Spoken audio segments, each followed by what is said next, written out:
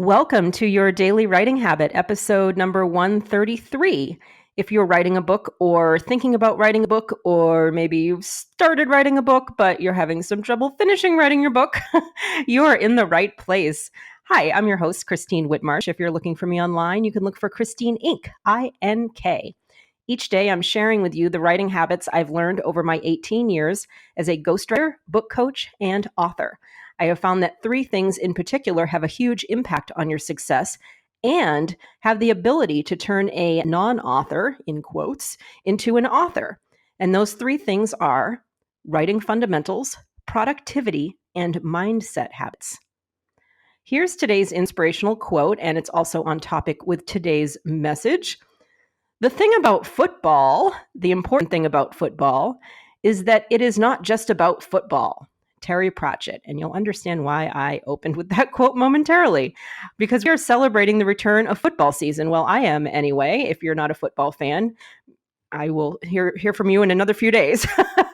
But tune in anyway here, because hopefully there's some really valuable lessons here. And yes, they're football themed. So if you're not a huge football fan, bear with me, and I guarantee you'll learn something that will help you as an author anyway. But for people who do like football, let's have some fun and connect the dots between my favorite sport and my favorite passion and my career, which is writing books. And today I am going to share with you the second of my 4 book writing lessons from football. Total of 4. Yesterday in episode 132, we talked about the first one.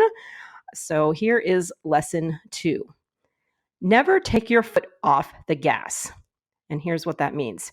Never assume you're done until the confetti rains down from the ceiling, like it does in all the big games in football.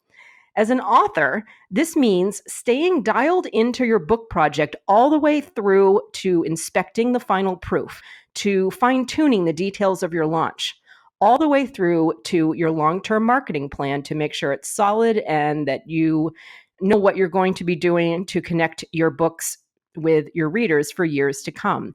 So accuracy and attention to detail, those are the 2 things that got you here. Here being, I'm assuming we're talking about like when you get to the end of your draft, like when you finish writing your book.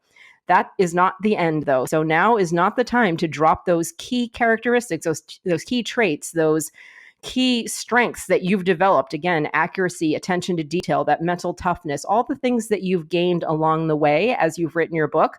Now is not the time to take your foot off the gas. Keep those things going all the way through. Like I said, the final proof, that's one of them, because a lot of authors, they either rely on other people, they try to delegate looking at that final proof. So I understand you invested some money in getting hopefully a great editor, and you have a publishing company, and you probably are thinking, I have all these eyes on my manuscript. How could anything go wrong? You know what? Big lesson here. As the author, it's your name on the cover of that book. You are ultimately responsible for what is inside the cover of that book, inside the covers.